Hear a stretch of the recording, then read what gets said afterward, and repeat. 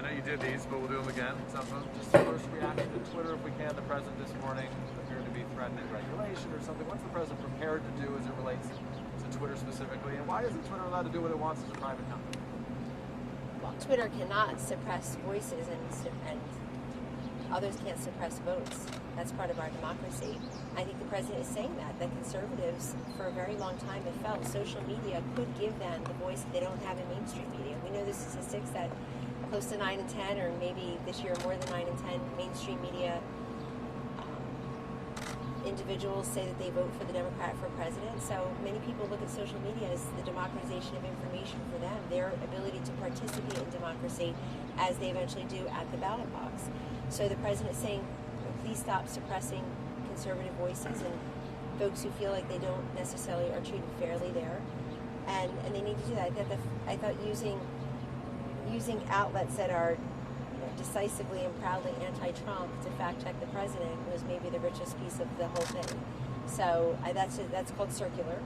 And I just think I made a little superstar out of Yoel Roth, Yoelroth, at Yoyoel. Apparently he's in charge of integrity at Twitter. Nobody even knows who this guy is, but you should read some of his tweets where he's attacking the president, he's attacking Trump voters, pretty significantly, attacking the leader of the Senate, majority leader of the Senate. And we don't need clowns like that pontificating and opinionating and then turning around and saying they're in charge of integrity at Twitter. That's very concerning to people. So he'll probably get a few more Twitter followers that he wasn't banking on. And maybe he'll think thrice before he uses that platform in his official capacity to essentially call many Americans deplorable and irredeemable. Joe? What can the president do to Twitter, and what can the president do to the states that are expanding ballot voting by mail without running afoul of the Constitution? Well, we're very concerned about the constitutional right to exercise your franchise and vote. One vote, one person. And I know that you got a lot of people saying, we're looking at the data and the science, Unless it's 86 and sunny, then they're all out on the boardwalk on the beach. And the governors just sort of say, oh, wow. So I think people need to be honest and consistent here. But whether it is Nancy Pelosi trying to have proxy voting become institutionalized in the House so that the folks who should be here working won't even come back to work. They'll be home. And it's not like they're with their constituents, Joe. Their constituents were locked down. They made it that way. So that's very concerning. Mail-in balloting as the main way to vote would be very concerning because you see the polls, you see the economic indicators. People want this country to open up. You now have 50 governors have reopening plans. You now see the consumer confidence. The stock market yesterday was because of the confidence in the market that states are reopening, that people are going back to their places of worship, their places of work, their places of learning, their places of recreation. So why would we go the opposite way 5.5 months from now? Over 5 months from now, we're so sure that people are going to need to cast their ballot by mail. The president made two things very clear in the Rose Garden yesterday. I'll repeat on his behalf. Number one, of course you'll get an absentee ballot if you need one. If you're infirm, if you're sick, if you're out of state, like he'll be, and he can't go vote in person in Florida. If there is some reason for you to an absentee ballot, you can offer that by mail, as many people do. Our military vote that way, for example, many of them. But that's different from institutionalizing mail-in balloting and pretending that somehow that is the only safe way that people can exercise their franchise. Look, there's a concern. Real Clear Politics posted an article that about 112% of LA County were registered to vote, were seen as registered to vote. You know those statistics don't add up. I'm sure your fact checkers will be all over that today. I can't wait to see. And so that's very concerning. There are 5 states in the country, including Utah, perhaps one of the reddest states in the country, that vote entirely vote by mail. So if it works there, why shouldn't it work in other places? Well, it works there for many reasons. I know Oregon, I think, was maybe the first state to do that many years ago. It also, I think mail-in balloting often favors incumbents because other people, maybe not at the presidential level. Republican or Democrat doesn't favor one party, right? Well, that's not necessarily true. It depends who's in charge. Favor Democrats in Utah. It depends who's in charge.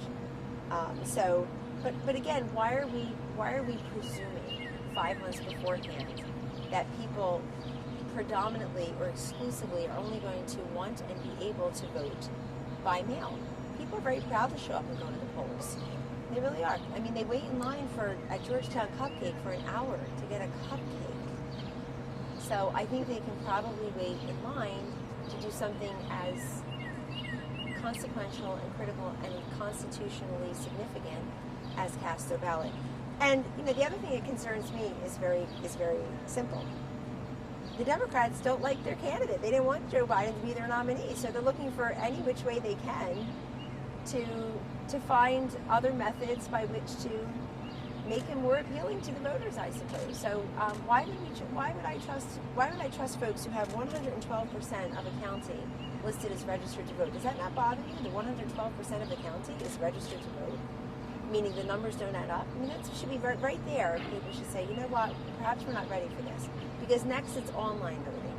And pretty soon we're just going to have DoorDash and Uber Eats, deliver everything we need, including our ballots. It's just silly. Speaking of Joe Biden, what's your reaction to the remark from Joe Biden that the president is, quote, an absolute fool for mocking the wearing of masks? Well, that's what Joe Biden and the Democrats do, and you don't mind repeating it. They like to engage in name calling when they have nothing substantive to say. President does too. If I were Joe Biden, you asked me why he said that, so let's stick with him for a moment, to your own CNN's Dana Bash. If I were Joe Biden, I would have been bragging about my 40-year record in the Senate and my 32 years in the Senate and 8 years here in the White House, but he can't. What in God's name would he brag about? What would he say? So he has to engage in name calling. He can't say, look at all the things that I did as vice president. It's not even clear to anyone. In fact, it's pretty unclear to everyone that the president he served didn't even want him to run. He didn't endorse him until over a year of him announcing his candidacy. I think Joe Biden deserved better from Barack Obama. Very much. But he was quoted in the New York Times as saying, you don't need to do this, Joe. Joe did it anyway. Then he's quoted in the New York Times as saying to the Biden campaign team, make sure he doesn't embarrass himself. That's a little late. Fact check. That's a little late. But he had this great opportunity to tell CNN yesterday, and a very sympathetic audience at CNN, this is all I did as vice president, so I'm going to do it as president. But he can't. He's not the guy in the Rose Garden reducing the cost of insulin to $35 maximum copay each month for seniors. Donald Trump was yesterday. Mike Pence was yesterday. He's not the guy saying, I'm going to bring our troops home from Afghanistan. They sent more troops. They got us more involved in Afghanistan. They ran on, we're going to get out of Afghanistan. They got us more deeply involved in the Middle East in wars with no end. He can't stand there and say, I'm the guy who recalibrated and rebalanced a reciprocal trade deal with China. No, he didn't. He's the guy who presided over $500 million trade deficit each year with China. As the fentanyl poured into our countries, as the Uyghurs were dehumanized and worse, he let all that happen as he was vice president. So I'm not surprised that he has resorted to name calling only, because what is he going to say? Sorry, Joe, go ahead. Well, I just wanted to go back to Twitter for one moment. Women reporters on purpose. I know you would never do that. No, it's okay. You're welcome to go. You're in the front row and everything. No. I did want to go back to Twitter one moment, and the president's implied threats against Twitter. It sounds like that could run afoul of the First Amendment and the rights of free speech. What do you say to that? Well, I'll say what the president would say. We'll see what happens. He's probably their most famous user, their most prolific user. And you guys seem to live on Twitter. Is he considering getting off of Twitter because of this? He didn't say that. But he certainly has alternative platforms. He's the president of the United States. Why not get on Twitter? What would you guys do without Twitter? You'd have to go back to gumshoe reporting. What would he do without Twitter, I think is the question. First of all, it's social media for him, not Twitter. He's all over social media. And it's his way to communicate with the world when he feels like he can't get another fair platform. And it's also what I say, the democratization of information. The billionaire CEO who has 20 people monitoring social media for him, the stay-at-home mom, the plumber on the job who happens to look at his phone or have the president's tweets on alert, they all get a presidential communication at the same time for free. That is magical to me. I think that's unbelievably magical in 2020. In the 21st century, for people to hear from the president. They don't have to pay $50,000 to go to a fundraiser. They don't have to get invited to the White House, they could just hear from the president all at the same time. I think cutting out the middleman has upset the middleman a little bit because the president communicates directly to the American people. But come on, you're complicit too. You're besotted with Twitter. You just can't get enough of it when it suits your. You don't even fact check the tweets. You just run with them. You retweet them. You do entire segments on the Today Show about people's tweets. Who said that's giving people what they want? We fact check the president's tweets. You really don't, though. You really. I mean, you think you do, but we fact check yours. So let's You know, ask we swallowed to the point of vomiting it back out 2.5 years of collusion, delusion from your network and from your tweets and from people and from your guests like Adam Schiff. Should he be taken off of Twitter? Should we put a big red X over his mouth? Because he told CNN he had evidence of collusion was in plain sight. Let's The focus on president's health going and to safety jail. for a I'm second. sure we want to move on from the 2.5 years. I have a feeling. I'm glad to. We've had this conversation before. If you want to continue, please. No, I'm going to continue right here in the White House because it was all upload of crap, and you know it. So And you then should let me- apologize at some point. If I can ask you then about masks. Are wearing masks a political statement? I'm sure for some people they are, but also the CDC has made very clear that, particularly for people who aren't tested regularly or maybe asymptomatic spreaders, they should wear masks if they can. They should also I guess maybe a better way to put it. socially distance. Should they be a I'm not political telling statement? Americans what to do. I tell Americans that they should look at the CDC guidelines, but you should also look at all the CDC guidelines. You should look at the ones that talk about reopening the country. You should look at the ones So that let's say focus on this places one of just for a worship. sec. Well, let's focus on all the CDC Because guidelines. yesterday the president I like said the it ones will about report- places of worship, not being able to be discriminated against under the First Amendment because they're a protected activity, so they get a special solicitude. And respectfully, we played that last Friday when the president said it and covered it Well, against. CNN actually had a pre-done segment that ended up being false. The CDC guidelines that your colleague talked about didn't make it into the final guidelines. Well, they were revised. It's always fun to catch a leaker. And we reported that they were The revised, by the president way. said a reporter who was wearing a mask in a Fact crowd check. of, the president said a reporter wearing a mask in a crowd of other reporters was being politically correct. Is it? I didn't see that comment, but I did think it was very funny that on your cable station yesterday, the mask-wearing anchor was shaming people walking by in Wisconsin for not wearing a mask, and the Packers fan who wasn't wearing a mask, that your network tried to make an example of, pointing him out, took his camera out and said, your camera crew's not, well, our cameraman right now is not wearing a mask.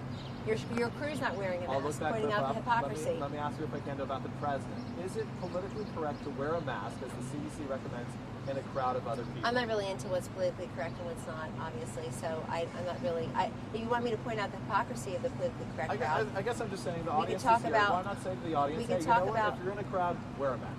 we did say that. The CDC is part of our government. So why didn't the We've president say a worked reporter every should- single day here for months to get the CDC guidelines right, to get the coronavirus task force up and running and humming and making available all the doctors and scientists to you round the clock. Can we ask you about NASA today? Is there Yeah. any chance, obviously the weather there is a little funny right now, is there any discussion about changing plans? Is the president going regardless? The You guys have any president other is guidance? scheduled to leave here about 12:20, and he's very excited.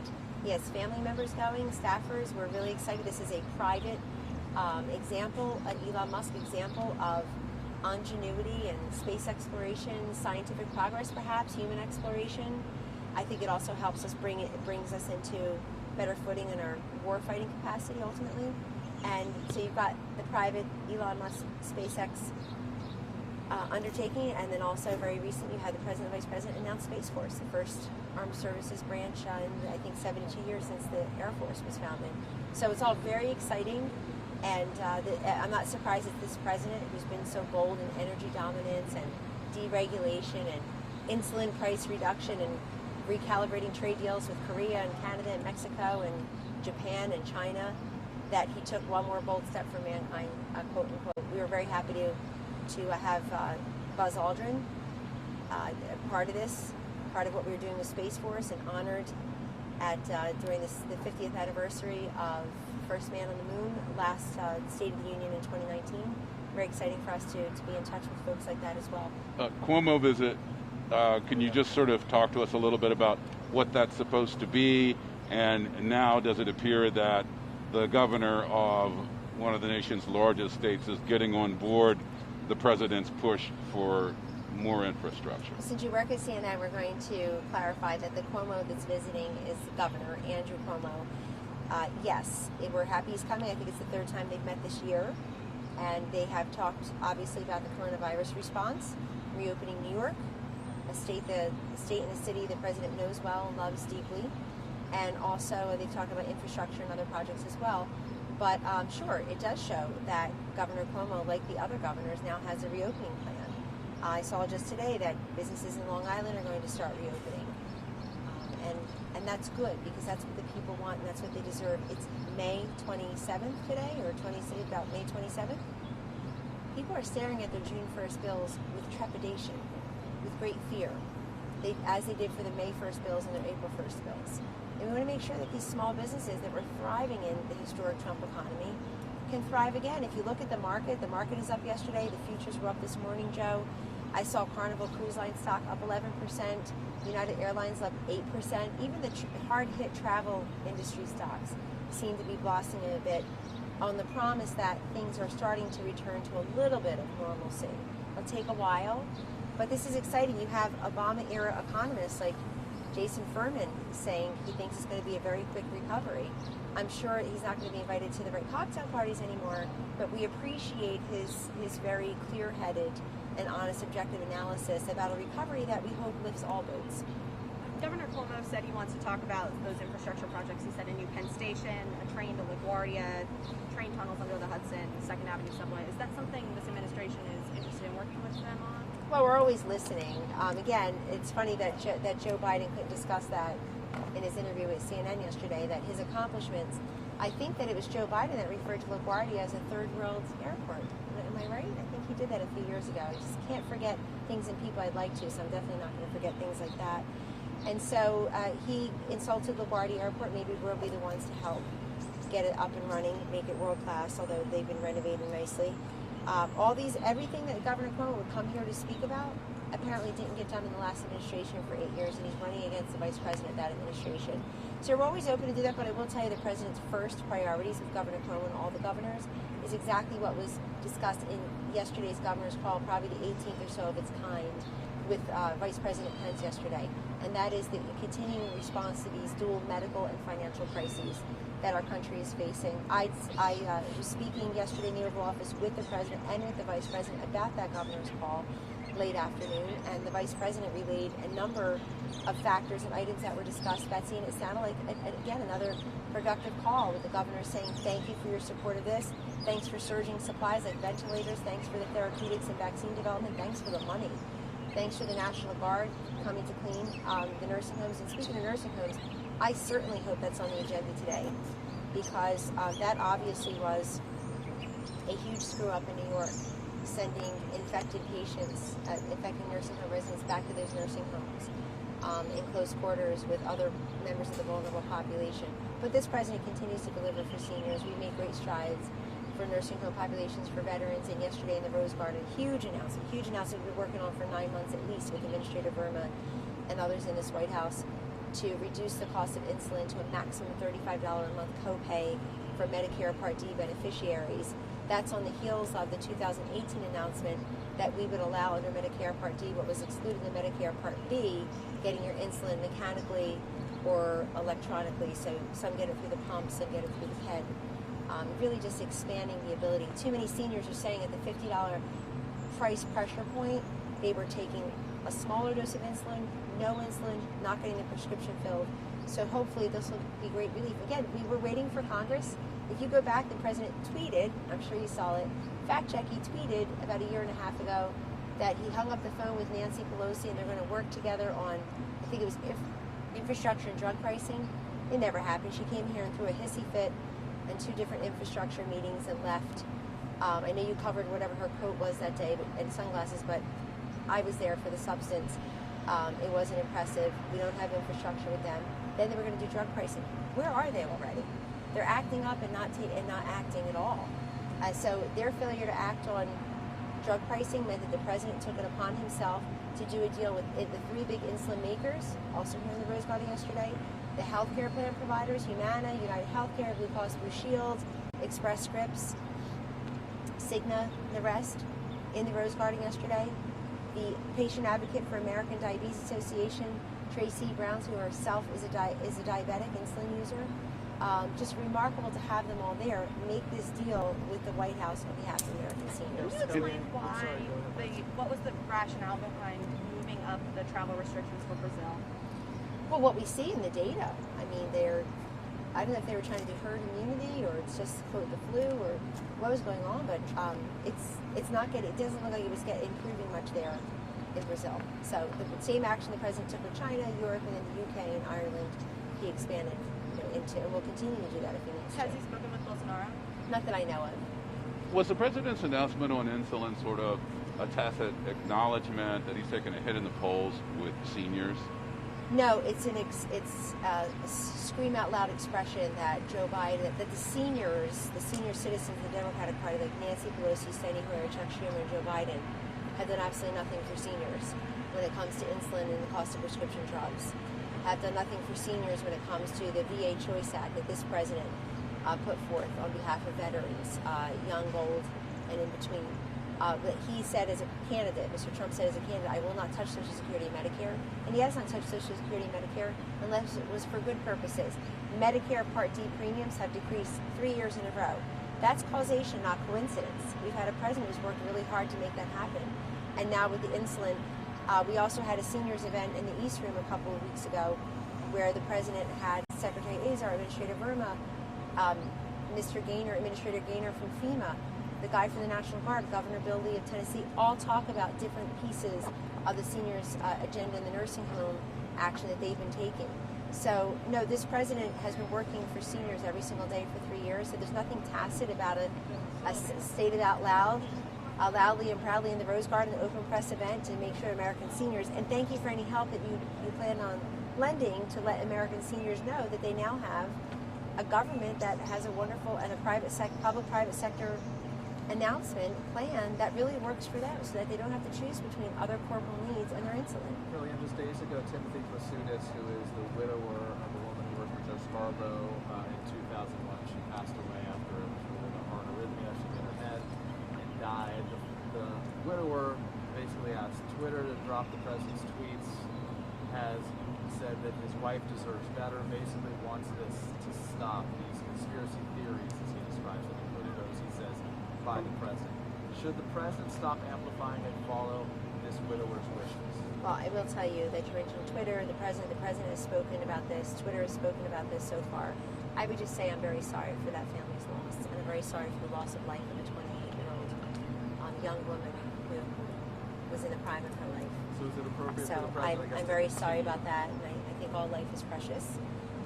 Unborn, born, whether they die at 28 from a different reason, whether they die from COVID, whether they die from suicide, drug overdose, abuse because they're in lockdowns, whatever, every life for me is precious. And speaking of precious lives and the unborn, we really should take a look at the new videotapes that released of sworn testimony that people, those awful women at Planned Parenthood, having to swear under oath that they in fact were selling baby body parts and human fetal tissue.